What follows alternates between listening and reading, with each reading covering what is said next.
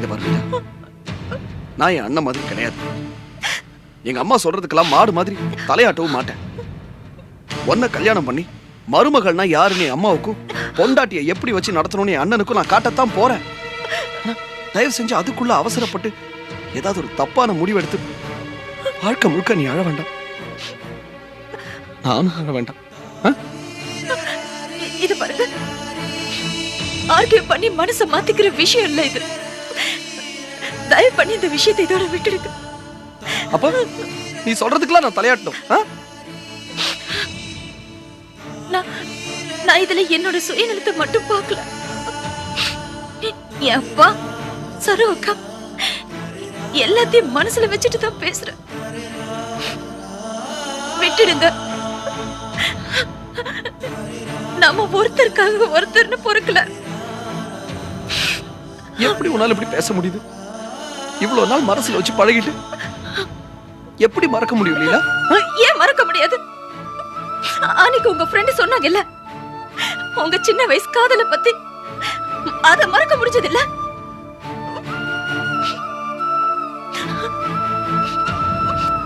காலம் ஓடும்போது மறக்க முடியாத விஷயம் எதுவுமே இல்ல. முட்டாள்தனமா பேசுற. எதையும் கம்பேர் பண்ற? அது ஏதோ சின்ன வயசுல ஜாலிக்காக கிக்குக்காக அப்படியே. இது பார், கல்யாணம் பண்ணி வாழ்க்கை நடத்துறதுன்னா என்னன்னு கூட தெரியாத வயசு அது. ஆனா இது வேற இல்லையா? சத்தியமா சொல்றேன், உன்னை கல்யாணம் பண்ணும், உன் கூட சந்தோஷமா வாழுங்கிற ஒரே முடிவுல தான் நான் உன்னை காதலிக்கவே ஆரம்பிச்சேன். தெரியுமா உனக்கு? நான் மட்டும் என்ன, நானும் அப்படித்தான்.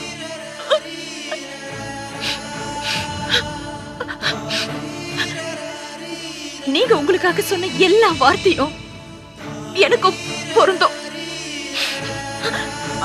ஆனா என் மனசை நான் கட்டுப்படுத்திக்கிட்டேன். நீங்க வெளியில சொல்லிட்டீங்க, நான் உள்ளுக்குள்ள அழுதுட்டு இருக்கேன். தயவு செஞ்சு இந்த பேச்சை இதோட விட்டுடுங்க. காதலோட ஜீவனே ஒருத்தருக்கு ஒருத்தர் புரிஞ்சுக்கிறது தான். நான் உங்களை புரிஞ்சுக்கிட்டேன். இப்ப நீங்க என்ன புரிஞ்சுக்கோங்க. நீங்க அனுபவிக்கிற அதே வேதனையோட தான் நான் இந்த வார்த்தையை சொல்றேன். இதோட விட்டுடுங்க. நீ சொல்றதுல எனக்கு புரியுது லீலா, உண்மைன்னு புரியுது. ஆனா என்னால ஒத்துக்க முடியல. சரி, நான் கிளம்புறேன். ஆனா மறுபடியும் சொல்றேன், நான் என் அண்ணன் மாதிரி இல்ல.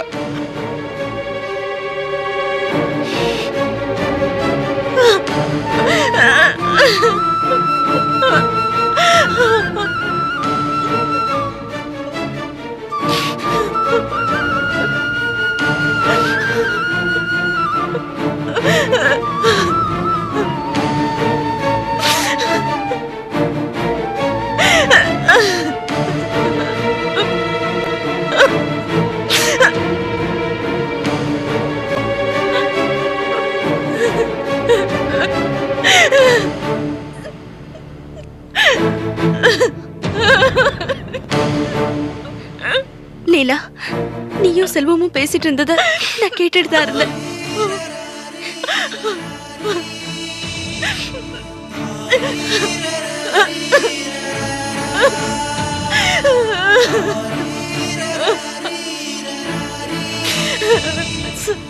சாரி விஜி, உனக்கு நான் நிறைய அட்வைஸ் பண்ணிருக்கேன்.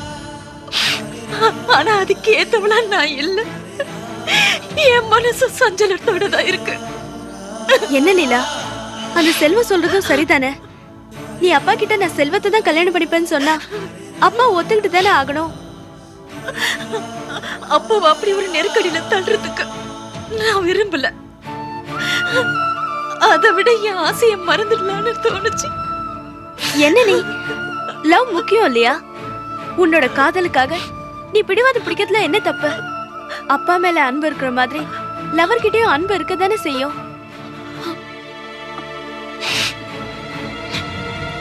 அப்படி இல்ல விஜய். என் சந்தோஷத்துக்காக என்ன நேசிக்கிறவங்களோட நிம்மதியை நான் குலைக்க மாட்டேன். அப்பாவையும் மத்தவங்களையும் வேதனைப்படுத்தி காதல்ல நான் ஜெயிச்சேன்னா அதுக்கு பேரு வெற்றி இல்ல, நிரந்தர தோல்வி.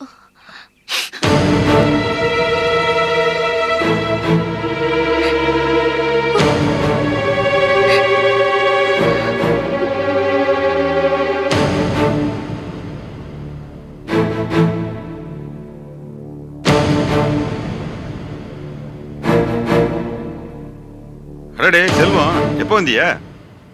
இப்பதான். என்ன மாமாட்ல இருந்து வரீங்களா? என்னாச்சு, ஒரு மாதிரியா இருக்கிய? ஒன்றும் இல்லை. அப்படி போய் பேசுவோமா?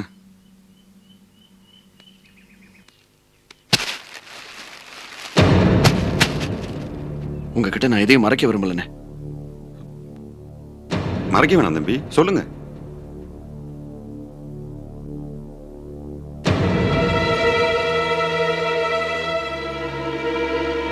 நானும் லீலாவும் ஒருத்தர் மனசால விரும்புறோம். தெரிஞ்சதுதானே, அதுல இப்ப என்ன பிரச்சனை சொல்லுங்க.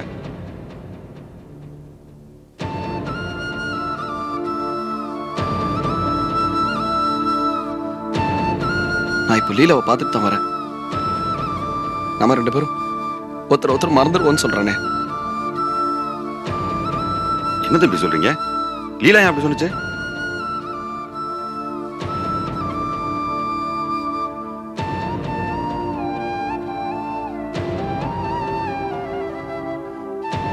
சிதம்பரம் மாமா ரொம்ப மனசொடிஞ்சு போயிருக்காரு.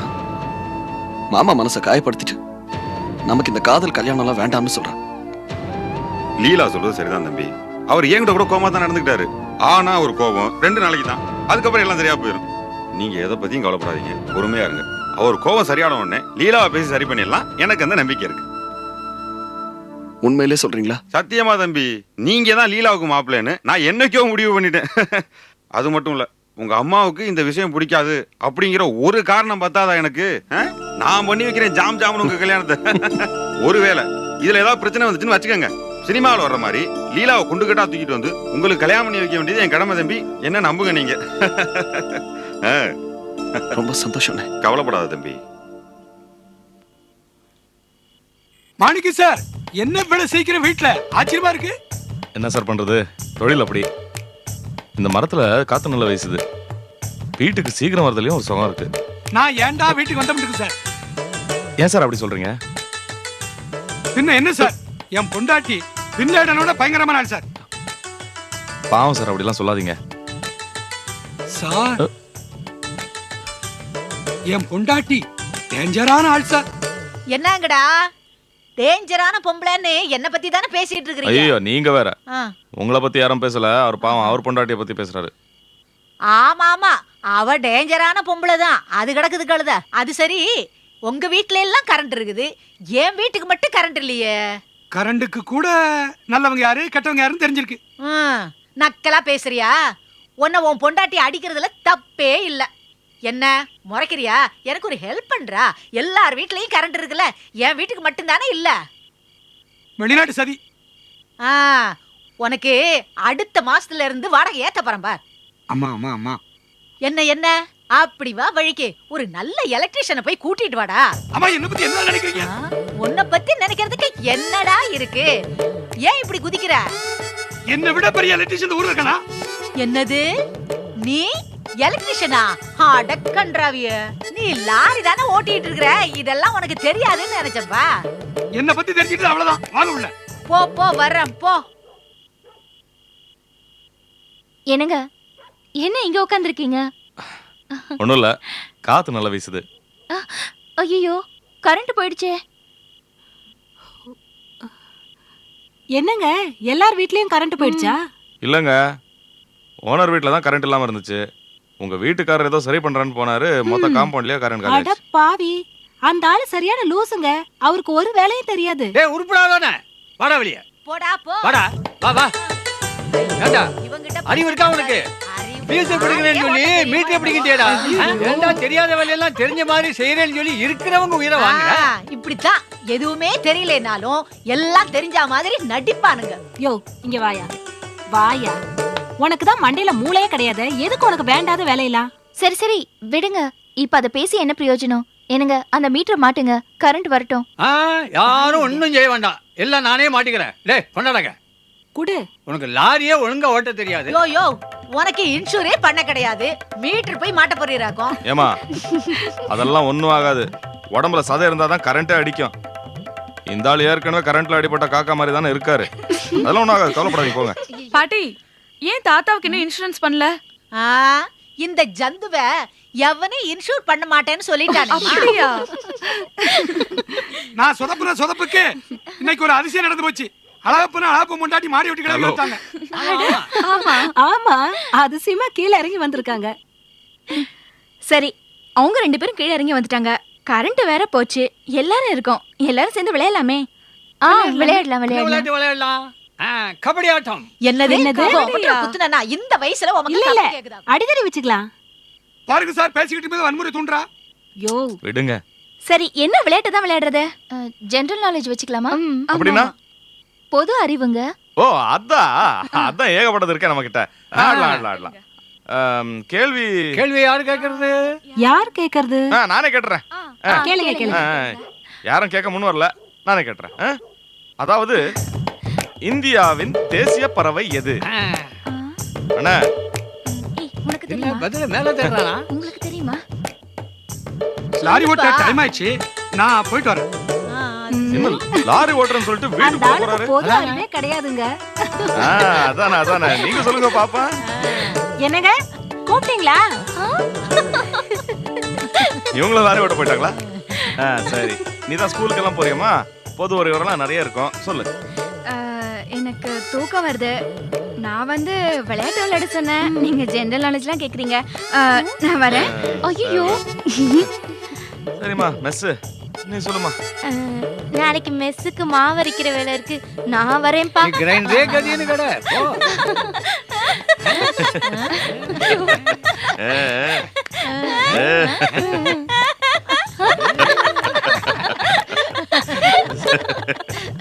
சரி, டீ கடைக்காரர வனிதா, காலைல கடை திறக்கணும், மேல வாமா. காலைல தானே கடை திறக்கணும், போய் போறாரு. ஏதோ அவசரம். சரி, கபடி நீங்க சொல்லுங்க பாப்போம். இந்தியாவின் தேசிய பறவை எது? காக்கா. அதானே இந்தியா புறாம இருக்குது. விட்டா வௌவால்னு சொல்லிடுங்க போல இருக்க. சரி சரி, ராத்திரில என்ன வெட்டி பேச்சு? வாயாவுல. இது ஆந்த. இந்த காம்பவுண்ட்லயே யாருக்குமே பொது அறிவே கிடையாது. Nonsense, stupid. சரி, உங்களுக்கு தெரியுமா?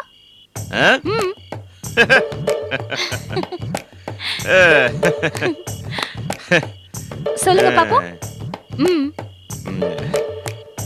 எனக்கும் தூக்கம் வருது.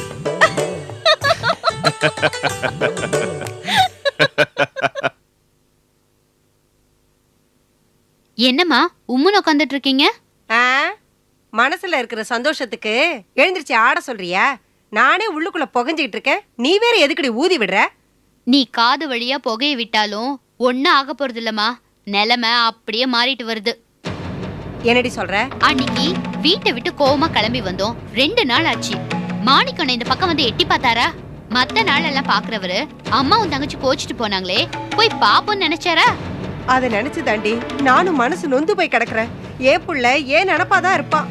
அடே அப்பா, அப்பயே வரலையா?